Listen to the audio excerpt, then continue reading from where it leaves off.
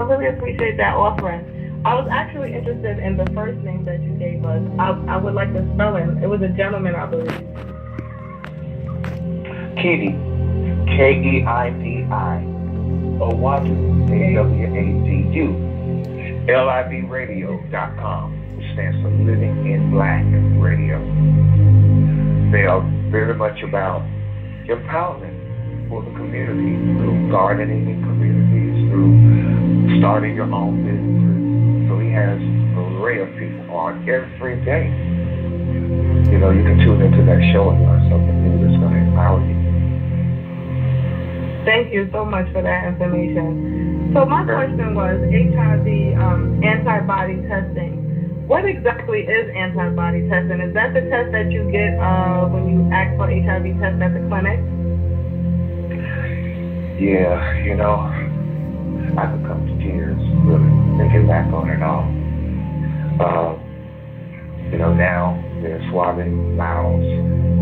If you go to the club, they may offer you pizza to encourage you to take that test. And we know for a fact that there's no science to prove the existence of an HIV virus. When studied from methods of classical virology, certain things have to be in place in order for you to isolate and identify a virus. That has never happened. I don't think we really need to get all into the particulars of all of that because people need to know the simple truth. It has never been proved to exist. There's only propaganda about it. There's only fear generated about it. And what we're honing in on now through scientists, microbiologists, virologists, who have identified that black people test positive for HIV more than any other race of people because the test is looking for something in the immune system that's most commonly found in black people. Now, that doesn't astound you. That doesn't cause you to question what is really going on here. In the deeper knowledge of things, you begin to learn that it is all just one cog in that wheel of destruction for black people to take us out. Eugenics, it's genocide, it is terrorism against people. It has destroyed black families. It has caused so much fear that people haven't been able to experience the joy of intimacy, love, and sex, which is the most powerful healing energy available to us on the planet. And anybody out there who's received that diagnosis, you know who you are. I don't name names. I always keep everybody's story confidential. But you know in silence you suffer. You know that taking those drugs is harming you. But your doctor, your pastor, maybe your husband or wife, a person you're in a relationship with is encouraging you to take those drugs. And you know that they're not helping you. I feel so sad when I think of one of my friends I met in Rethinking Age School who was in Africa. She's no longer with us. In her community, she was forced to take the drugs, even against her will. And she died and left behind a teenage son. And I grieve for her loss, her family's loss, her community's loss. But this is something that's going on. Nobody wants to talk about it because of the shame associated with sexual activity and sexuality. It's something that we really need to start talking about. We need to start educating our children very early. I have friends who are like 26 years old now. They were born into the paradigm that HIV exists. And they have received that diagnosis at a young age. And they are afraid of dying. So when Mother God sends somebody my way, like all of you out there listening right now, you are right where you're supposed to be to hear this message coming through me to you. And you need to re-examine this issue. You don't have to take my word for it. I've provided a website there for you to hear what everybody's saying about it. And you can also contact me privately. You know, once you get off the phone with me, you are a changed person. I'm sure some of you out there listening, you can testify to that. Once I get through waking you up to the truth, you have hope. You have hope that you can get back into life and your body can heal. So on my website, there are videos that I've created about the chakras and about self-healing, about the spiritual symbolism of the body parts, about the principles of the chakras and the root chakra principle of all is one. It is a foundation of your existence. It is your connection to this earth, to your family, to your tribe. It is the foundation of spiritual growth.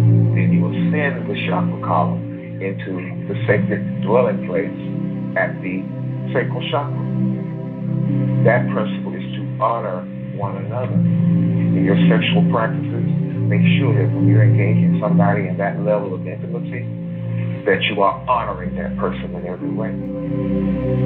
Honor the column of the solar plexus is the principle to respect yourself. If your stomach is rumbling, you've got a digestive issue or problem, cancer or whatever, you need to examine yourself. The people in your relationship, are you respecting yourself in your interactions with those people?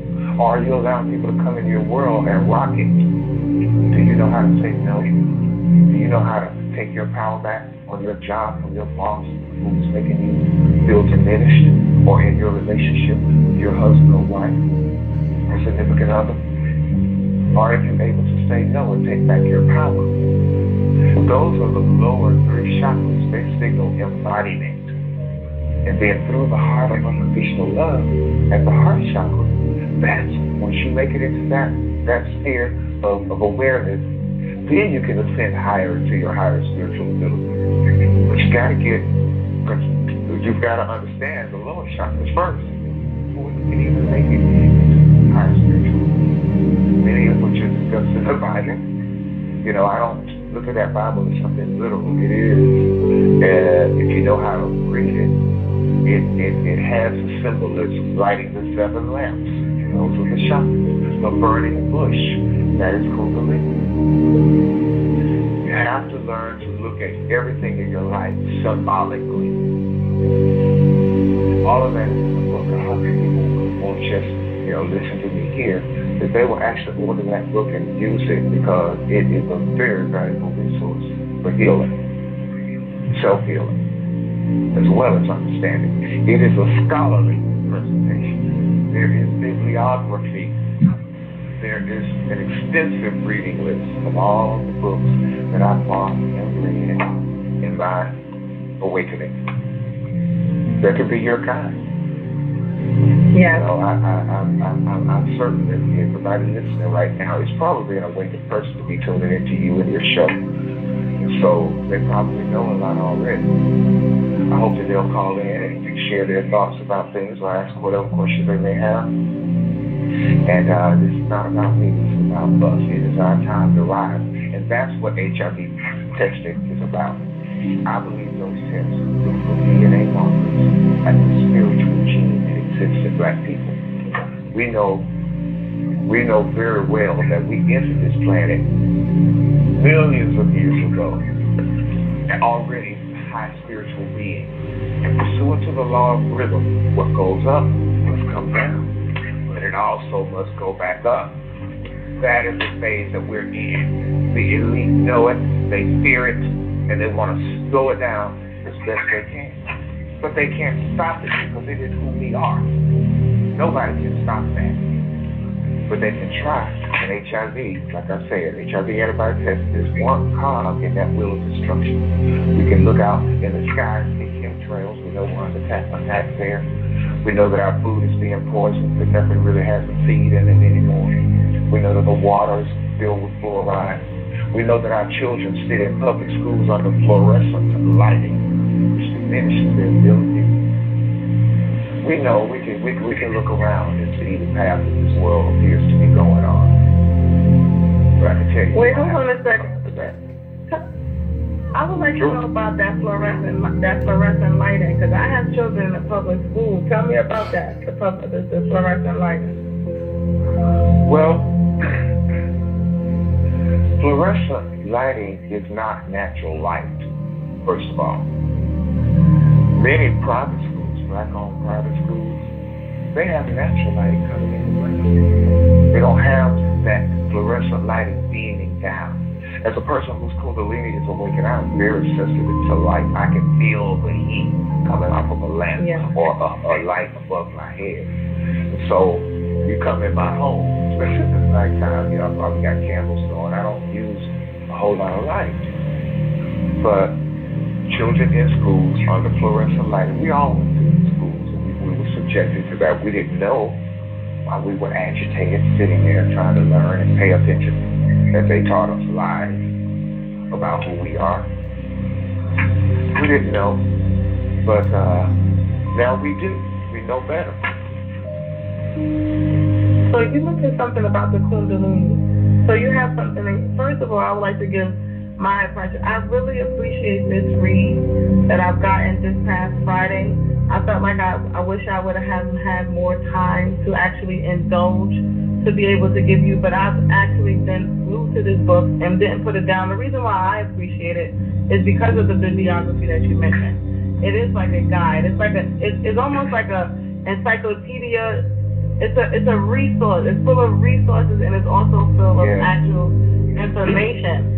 And the way that you break down the Kundalini, and the way you break down the chakras and HIVs and the comparisons within it, like you said, symbolically within our DNA, it is so easy to understand the way that you describe it. And you also use photos to come together with the point that you're trying to make, so you can get the imagery attached to your words. I really appreciate that, because not everybody is a high-level reader, but if you make a book at a medium level, it will attract more readers. So people, this is a resource guide to help you not only with your self-healing, the self-help metaphysical aspect of your being, but also to give you some awareness and some truth about exposing the whole HIV, I don't even know how to describe it, the falseness behind it.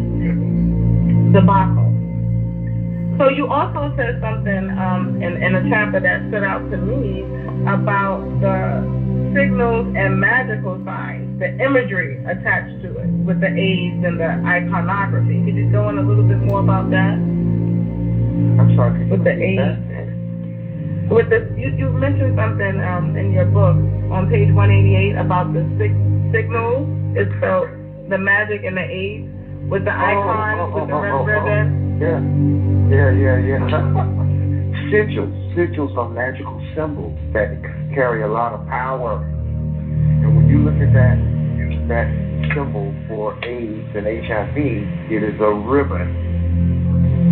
And I believe when that ribbon crosses itself, that's death. That's cutting your energy line. When you look at that symbol, you automatically think of death. It's just like when you look at an ankh, which is similar to the ankh has the symbol for the womb, the circular part at the top, and then it has the male symbol representing eternal life. So it is a sigil. It is a symbol. And I believe that HIV is a symbol for death. In fact, receiving an HIV positive diagnosis and being placed on toxic drug regimes, every time you swallow that pill, it is a cue to put you in a consciousness of your own impending death. And there is nothing like that self-fulfilling prophecy when anybody goes to the doctor and are told that they have cancer, HIV, or whatever other debilitating disease. If you're not careful, if you don't take control of your own health, if you believe your doctor is God, you got a major problem. Because doctors have a vested interest in their bottom line. Many of them do care about people. Many of them do actually heal people. But many of them are not aware of other alternative healing modalities, of which there are many.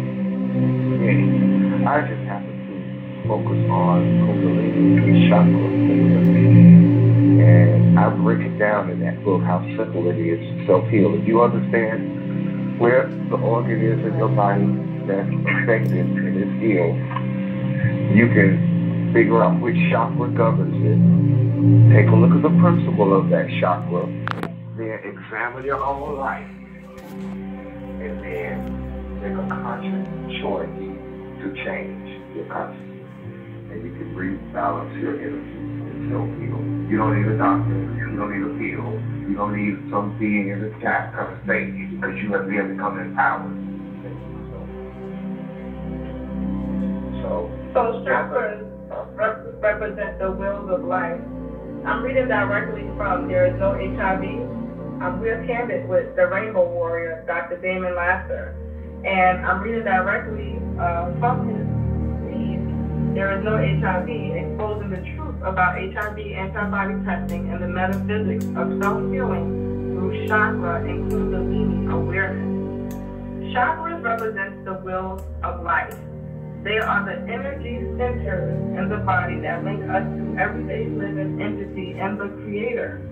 At this point, let us turn from our image of the Supreme Creator as a figure, as a person, figure, and being, and begin to think in terms of the force and presence on which all these stem, the all. The 7 major chakras of the body correspond with colors and elements and key words. So number 1, we have the root chakra.